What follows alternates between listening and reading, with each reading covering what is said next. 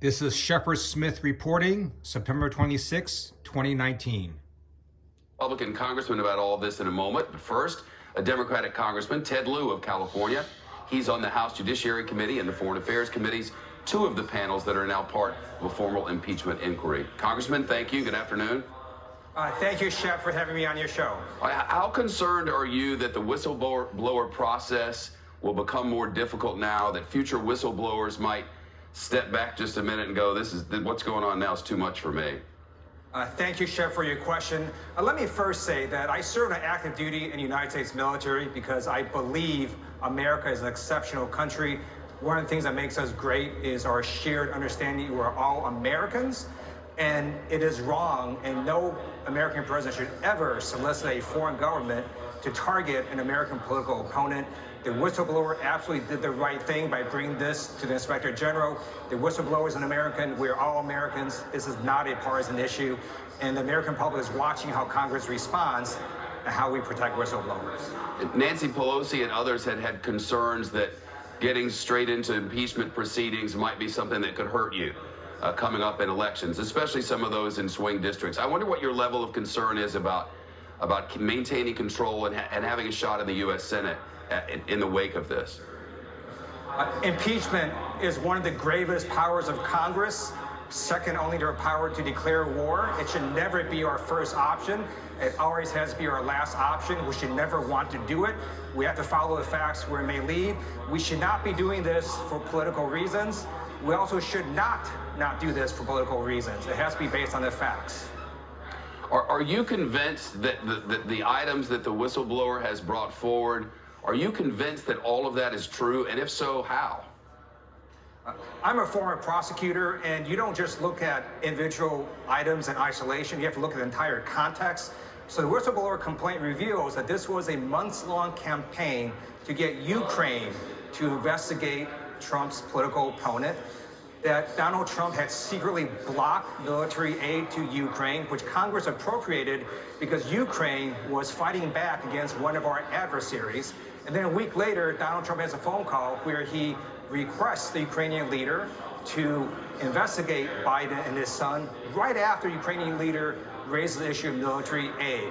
When you put this in context together, it appears that the President of the United States abused his power and leveraged the cutoff of military aid to get Ukraine to investigate his political opponent.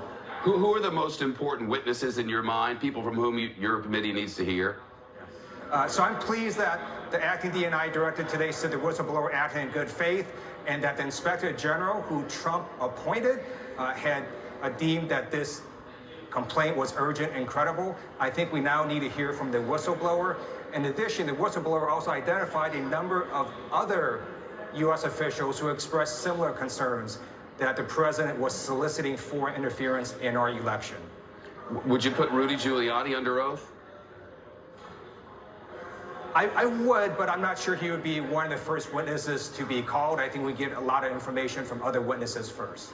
These sources inside the White House, the president today suggested that they could be akin to spies and seem to be trying to root out who they are.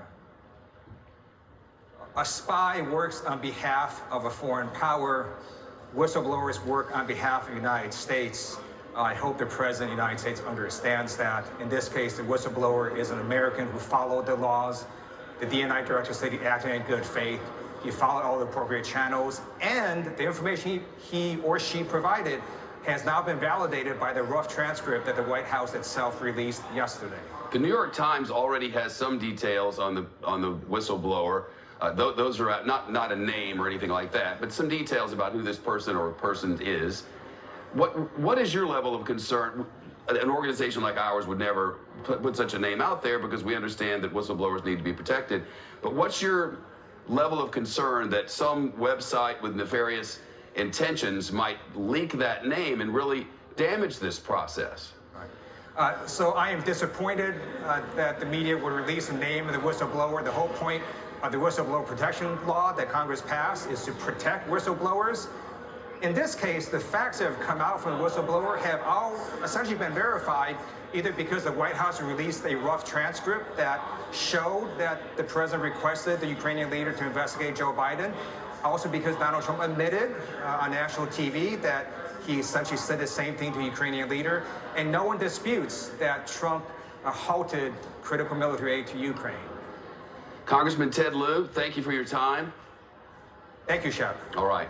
We'll hear from the other side in just a moment. A Republican congressman on the House Judiciary Committee joins us next.